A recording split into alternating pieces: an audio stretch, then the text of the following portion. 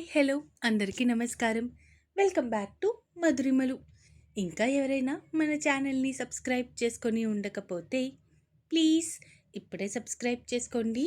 ఇక లేట్ చేయకుండా మన స్టోరీలోకి వెళ్ళిపోదామా? నువ్వు నా సొంతం ఎపిసోడ్ 45. లక్ష్మి గారికి కొంచెం అలసటగా ఉండటంతో ఆవిడ కూడా తన రూమ్లోకి వెళ్ళిపోయారు రెస్ట్ తీసుకోవడం కోసం. మాయా దగ్గరికి వచ్చింది మిథున. ఏంటి వదిన, ఏమన్నా మాట్లాడాలా నాతో? అడిగింది మాయా. రాత్రి ఏం జరిగింది? అడిగింది మిథున. రాత్రి ఏం జరుగుతుంది? అర్థం కాక అయోమయంగా అడిగింది మాయా. అదే ఉదయం నువ్వు బయటికి వచ్చిన తీరు చూస్తే అమ్మకి ఎలాంటి డౌట్ రాకపోవచ్చు, కానీ నాకు క్లారిటీ కావాలి. ఏం క్లారిటీ? చీర నేనే నలుపుకున్నాను, బొట్టు నేనే చెరుపుకున్నాను, పూలని నేనే పీకేశాను, జుట్టు కూడా నేనే మెస్సీగా చేసుకున్నాను అంది మాయా. రిషి అన్నయ్య నీ మీద అంత అయిష్టత చూపుతుంటే నీకు బాధగా అనిపించట్లేదా మాయా? అడిగింది మిథున.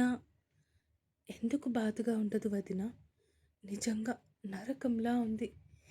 ఏ ఆడపిల్ల అయినా పెళ్ళి అయిన తర్వాత తన భర్త నుంచి ప్రేమ కోరుకుంటుంది, అంతేకాని అతని ద్వేషాన్ని కోపాన్ని కోరుకోదు కదా. కానీ నా జీవితంలో నాకు ప్రేమ బదులు అవే వచ్చాయనుకుంటా అంది మాయా కంటి నిండా నీళ్లతో. మాయా కంట్లో నీళ్లు చూస్తూ ఉంటే మిథునాకి కూడా కళ్ళల్లో నీళ్లు తిరుగుతూ ఉన్నాయి. ఇంకా ఎన్ని రోజులు మేము ఇక్కడ ఉండాలి? అడిగింది మాయా. ఇంకొక 3-4 రోజులు అంది మిథున. ఈరోజు కూడా నిన్నటిలానే ఏమైనా అరేంజ్మెంట్స్ ఉంటాయా? అడిగింది మాయా బేలగా. తెలీదు, అమ్మ మధ్యాహ్నం చెప్తేనే నాకు తెలుస్తుంది అంది మిథున. నాకు ఒక్కొక్కసారి భయం వేస్తుంది వదిన. పెళ్ళి చేసుకోకముందు భావని ఏదో ఒక రకంగా మార్చుకుందాం అనుకున్నాను, కానీ ఇప్పుడు ఆ నమ్మకం మెల్లగా నాలో సన్నగిల్లుతుంది. నాకే భయమేస్తుంది, నేను భావని మార్చుకోగలనా, లేదంటే నా జీవితం ఇక్కడితో అయిపోతుందా అని అంది మాయా. లేదు మాయా, నువ్వు రిషి అన్నయ్యకి కొంచెం టైం ఇచ్చి చూడు, ఖచ్చితంగా అన్నయ్య మారుతాడు, నీ ప్రేమని నిన్ను పూర్తిగా అర్థం చేసుకుంటాడు అంది మిథున. ఏమో వదిన, కానీ నాకే నమ్మకం లేకుండా పోతుంది అంటూ చెప్తూ నేను కొంచెం సేపు రెస్ట్ తీసుకుంటాను వదిన అని చెప్పడంతో అక్కడి నుంచి తన రూమ్లోకి వెళ్ళిపోయింది మిథున. మాయా డోర్ వేసేసుకొని లోపల కూర్చొని వెక్కి వెక్కి ఏడుస్తూ ఉంది. అలా ఏడుస్తూనే కొంతసేపటికి బాగా తలనొప్పి రావటంతో అలా నిద్రలోకి జారుకుంది. ఇక్కడ సాయంత్రం ఇంటికి చేరుకున్నారు యశ్వంత్, రిషి ఇద్దరు. రిషి తన రూమ్లోకి వెళ్ళిపోతే యశ్వంత్ కూడా తన రూమ్లోకి వెళ్ళిపోయాడు.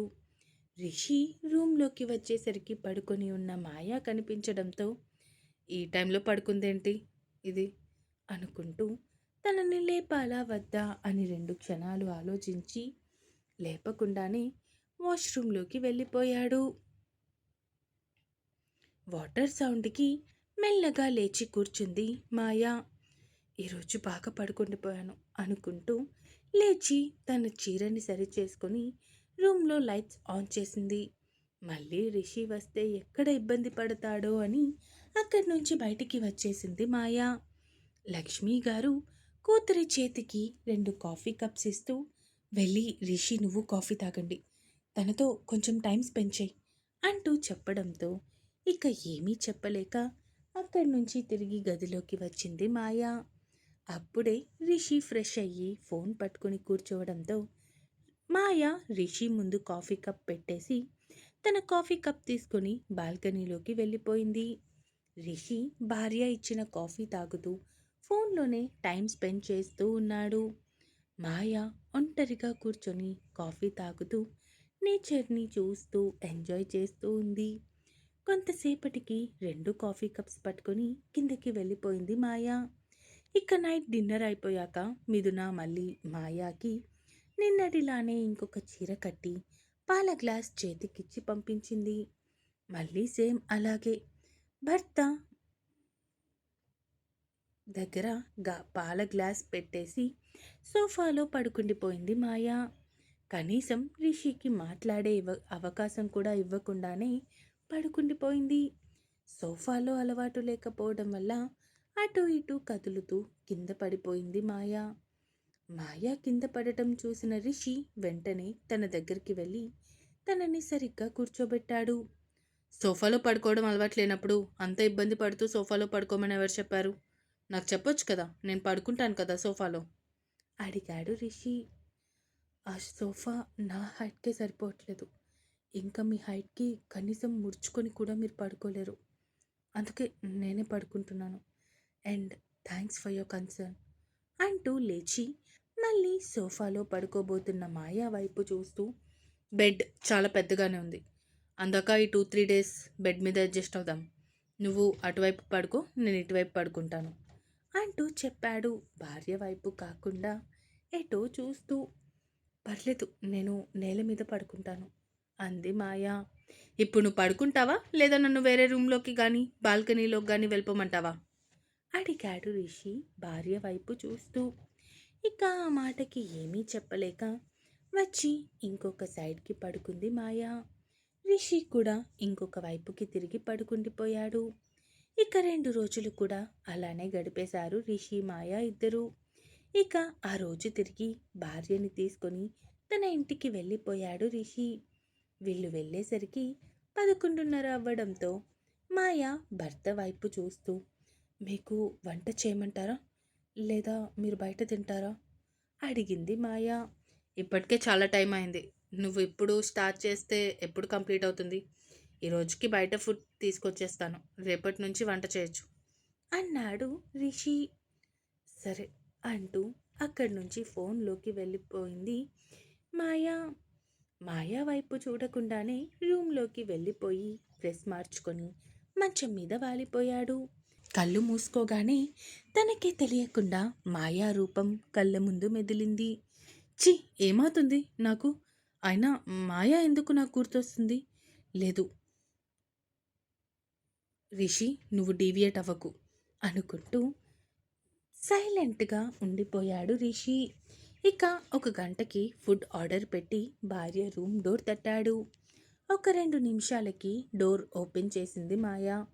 ఫుడ్ వచ్చింది, మళ్ళీ చల్లగా అయిపోతుంది, వస్తే తినేద్దాం అన్నాడు రిషి. సరే అంటూ కిచెన్లోకి వెళ్ళి 2 ప్లేట్లు తీసుకొచ్చి భర్తకి వడ్డించి తను కూడా వడ్డించుకుంది. రిషితో మాట అయినా మాట్లాడకుండా, కనీసం తన వైపు కూడా చూడకుండా సైలెంట్గా తింటూ ఉంది మాయా. తనకి తెలిసినప్పటి మాయ అయితే నాన్ స్టాప్గా వాగుతూనే ఉండేది. తన మాటలతోనే అందరినీ ఆకట్టుకునేది. అలాంటిది ఇప్పుడు కనీసం తనతో మాట్లాడకుండా మౌనంగా ఉండడంతో ఏదో తెలియని బాధ రిషిలో.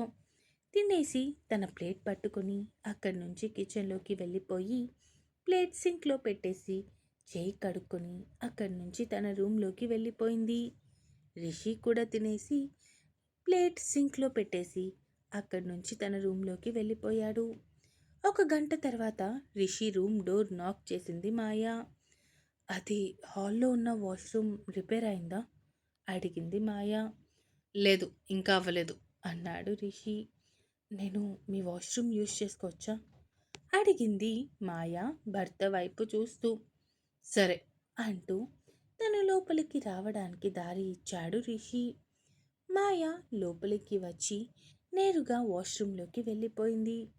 ఒక 10 మినిట్స్కి బయటికి వచ్చి భర్త వైపు చూస్తూ థ్యాంక్ యూ అంటూ మరో మాటకి ఆస్కారం లేకుండా అక్కడి నుంచి బయటికి వెళ్ళిపోయింది మాయా. రాత్రికి కూడా రిషి బయట నుంచి ఫుడ్ ఆర్డర్ పెడతాను అనడంతో సైలెంట్ అయిపోయింది మాయా.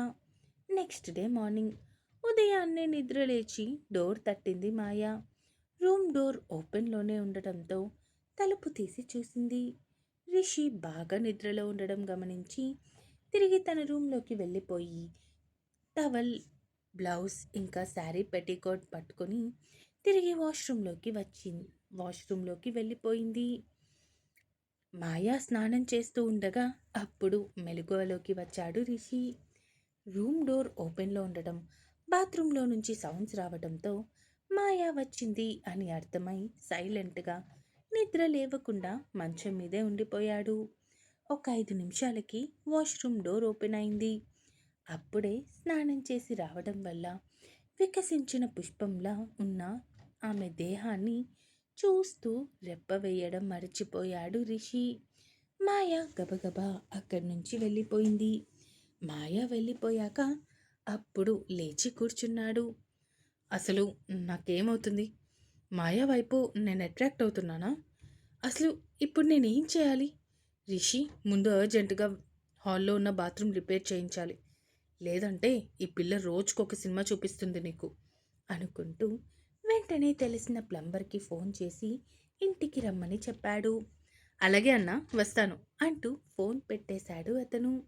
కొంతసేపటికి ఫ్రెష్ అయ్యి బయటికి వచ్చేసరికి కిచెన్లో నుంచి గుమగుమలాడుతున్న సువాసనలు తన ముక్కు పుటాలను తాకుతూ ఉంటే ఆ స్మెల్ని మైమరిచి కిచెన్లోకి వెళ్ళాడు రిషి. అక్కడ మాయా వంట చేస్తూ కనిపించడంతో, మళ్ళీ నువ్వెందుకు శ్రమ తీసుకోవడం, క్యాంటీన్లో ఏదో ఒకటి తినేస్తాను కదా అన్నాడు రిషి. అందుకే మీకోసం వంట చేయలేదు, నా కోసం మాత్రమే చేసుకుంటున్నాను అంది మాయా భర్త వైపు చూడకుండానే.